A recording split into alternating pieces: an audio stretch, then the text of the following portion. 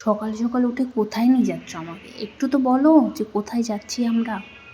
Hi hello everyone, আমি সোনাই। আর আজকে আমি তোমাদের সাথে একটা ব্লগ শেয়ার করছি, যেই ব্লগে আমি নিজেই জানি না যে আমি কোথায় যাচ্ছি।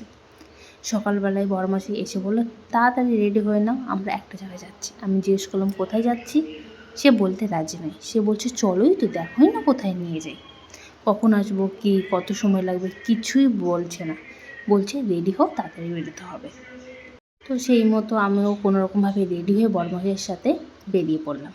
এই যে যাচ্ছি, বেশ ঘন্টাখানেক হয়ে গেছে বাড়ি থেকে বেরিয়েছি, আমাকে বলছো না যে কোথায় যাচ্ছি। আমি বললাম দাঁড়াও, কিছু একটা ঠান্ডা অ্যাটলিস্ট খাওয়াও আমাকে, আর হচ্ছে না, প্রচুর বোরিং লাগছে।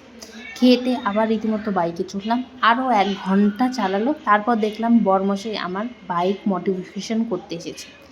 আমি বললাম বাইক মডিফিকেশান করতে এসেছে, আমাকে কেন নিয়ে এসছো, আমি এখানে কী করবো দাঁড়িয়ে দাঁড়িয়ে? বললো দেখোই না কী করো, চলোই না, একটু সবুর করো। তারপর বরমশাই কিছু লোকের সাথে, মানে যারা বাইকটা অ্যাকচুয়ালি মডিফিকেশান করবে তাদের সাথে কিছু কথা টথা বলে আমাকে বললো যে চলো। আমি বললাম কোথায় যাবো? বললো চলোই না, দেখো না কোথায় যাই। তো আমি বরমশাইয়ের সাথে হাঁটা শুরু করলাম। তো বরমশাই আমাকে এখানে কলকাতার এক্সপ্ল্যানেড মার্কেটে নিয়ে এসছে। হ্যাঁ, কলকাতার এক্সপ্ল্যানেড মার্কেটে, যেখানে আমি কোনোদিনও আসিনি। অবশ্য আমার আসার ইচ্ছা ছিল, কারণ রিলসে আমি এর সম্পর্কে আর এই মার্কেট সম্পর্কে অনেক কিছু দেখেছি, তো আমার আসার একটু ইচ্ছা ছিল। তো বরমশাই নিয়ে এসছে, তো এটা আমার অজান্তেই মানে ঠিক হয়ে গেল যে আমি ঘুরে নিলাম এক্সপ্ল্যানেড মার্কেটটা। আর মার্কেটটা না অসাধারণ ছিল, এত কালেকশান রয়েছে, তুমি কোনটা ছেড়ে কোনটা নেবে তা বুঝতে পারবে না। আর টেডি বিয়ারের কালেকশানগুলো তো একদম মারাত্মক, ভাই আমার সেই পছন্দ হয়েছে।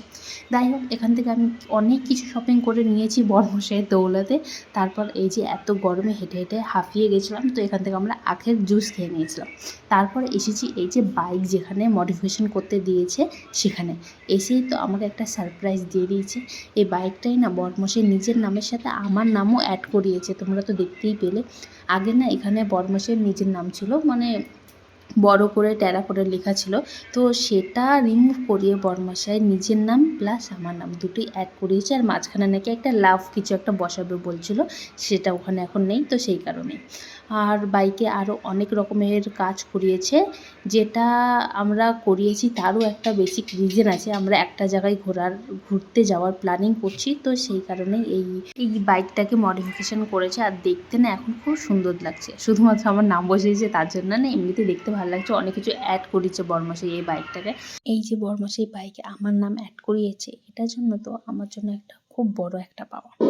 মানে নর্মালি ছেলেরা মম ড্যাড এরকম লেখে বাইকে, কিন্তু আমার বর আমার নাম লিখেছে। এটা দেখে মানে আমার হ্যাপিনেস মানে চূড়ান্ত পর্যায়ে পৌঁছে গেছে। বাকিটা তো তোমরা আমার হাসি দেখে বুঝতেই পারছো।